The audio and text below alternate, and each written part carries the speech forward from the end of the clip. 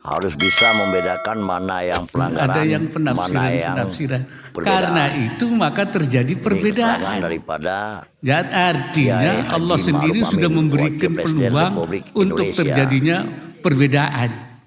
Kenapa? Karena di situ ada nas-nas yang bisa ditafsir-tafsirkan.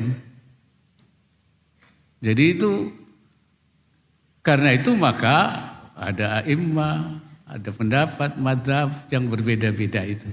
Nah, Majelis Ulama dalam keputusannya ya Pak Anwar Abbas itu di Gontor sana itu mengatakan bahwa perbedaan pendapat harus ditoleransi, tasamuh.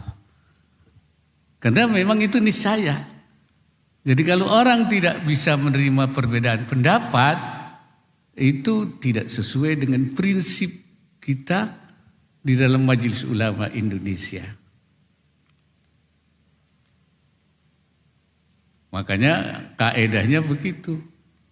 La yungkarul mukhtalafu fihi, tidak boleh diingkari yang perbedaan itu. Karena itu dimungkinkan dan diberi peluang oleh Allah di dalam Al-Quran. Karena kalau Allah tidak memberi peluang, semuanya qat'i, enggak ada yang dhanni. Tapi nyatanya tidak. Maka terjadi ikhtilaf itu. Menolak perbedaan itu sesuatu yang tidak rasional.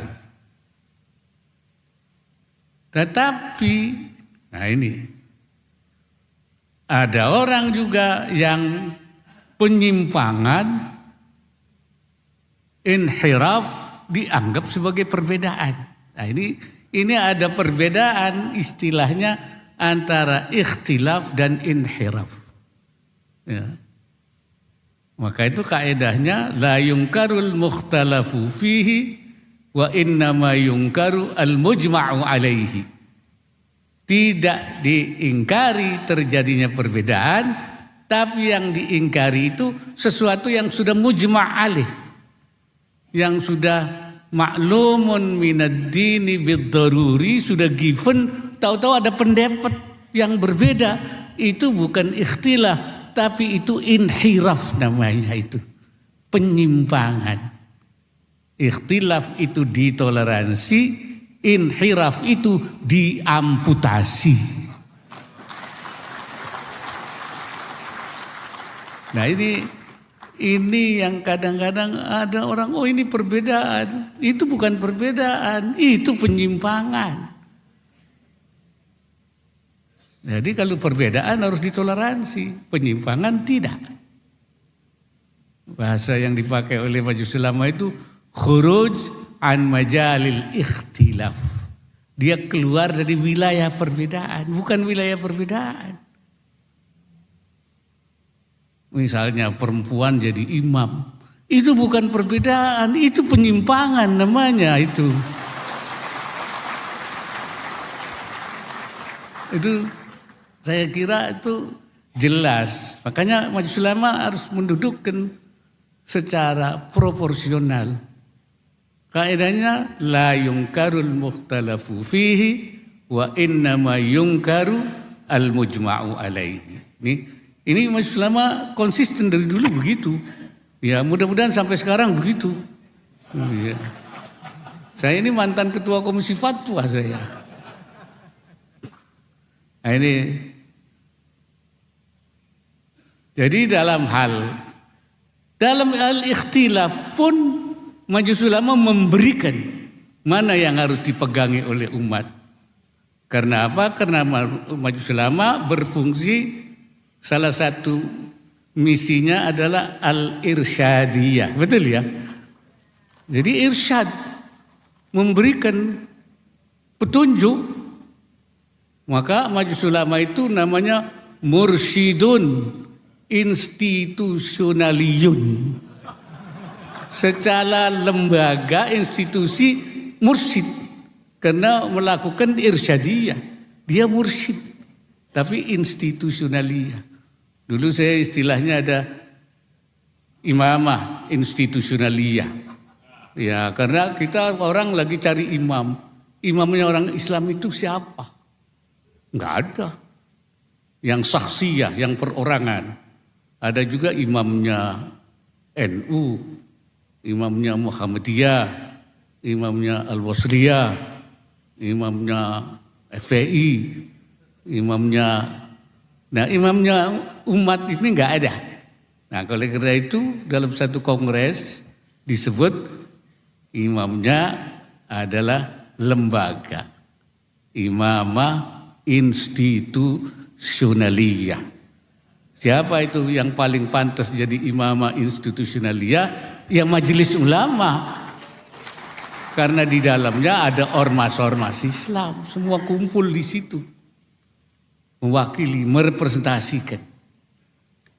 Nah, sekarang saya keluarkan istilah mursyidun institusionaliyun. Jadi majelis ulama memberi arah, memang khilaf, tapi mana yang harus dipegangi? Sebab masyarakat tidak bisa mana sih yang harus diikuti mana. Nah, yang punya ilmu itu yang memberikan arahnya. Misalnya saja, ini saya ingin supaya yang majelis komisi fatwa juga ngerti nih masalahnya ini, jangan sampai nggak ngerti. Kalau masalah fatwa hal makanan, pegangan majelis ulama itu adalah al-akhdhu bil ahwat wal khuruj minal khilaf. Mengambil yang paling hati-hati. Walaupun ini boleh yang paling hati-hati yang mana? Al-ahwat wal khuruj minal khilaf, dan keluar dari khilaf. Artinya apa? Mengambil yang paling kuat. Yang al-qaulur rajih, yang paling kuat, atau al-qaulul mu'tamad, yang dipegangi. Kenapa makanan kita harus begitu? Karena hadisnya begitu, al-halalu bayyinun wal haramu bayyinun wa bainahuma umurun mustabihat faman waqa'a fis syubhat waqa'a fil haram. Siapa yang jatuh di syubhat haram. Oleh karena itu harus hati-hati ngambilnya yang ahwat supaya tidak haram. Begitu juga dalam soal pernikahan. Al-aslu fil abda al-hurmah. Urusan kemaluan itu haram dulu. Makanya ngambilnya yang al-ahwat wal khuruj minal khilaf. Itu. Kalau soal muamalah beda. Ngambilnya apa? Al-akhdhu bil aslah wa mura'atul khilaf. Jadi mengambil yang paling maslahat sambil menjaga khilaf. Walaupun kaulnya marjuh diambil. Karena apa? Al-aslu fil muamalah al-ibahah. Karena muamalah asalnya boleh. Oleh karena itu mana yang paling maslahat? Kecuali ada dalil. Ila dalal dalilu ala tahrimihi. Asalnya boleh. Kecuali tidak ada dalil yang haram, ambil yang paling aslah. Dan jadi majelis ulama itu ada pakemnya di dalam mengambil, bukan asal-asalan, tapi tidak. Ini saya kira supaya juga orang tahu bagaimana majelis ulama menjadi Tuhan, bukan menjadi Tuhan, menjalankan perintah Tuhan, ya, menjalankan perintah Tuhan. Kalau tidak mau, ya silakan aja, kalau tidak mau saja. Nah ini, jadi kita memang menjaga juga cara berpikir, jangan sampai yang ekstrim, anil afkar atau torrufiyah, yang tatorruf. Banyak yang cara berpikir atau torruf, misalnya tidak mau menerima adanya rukhsah itu, seperti kemarin waktu pandemi itu, ini boleh rukhsah kalau ini itu. Enggak mau, ya. Kalau rukhsah ya, rukhsah diterima. Boleh digunakan. Bahkan kalau menurut Imam Syatibi ada rukhsah yang wajib dikerjakan. Ini saya baca Imam Syatibi itu. Ini saya bukan wakil presiden lagi ini saya Majelis Ulama ini. Ini bab baru himayatul ummah saja ini. Ya. Ini penting, orang tidak paham.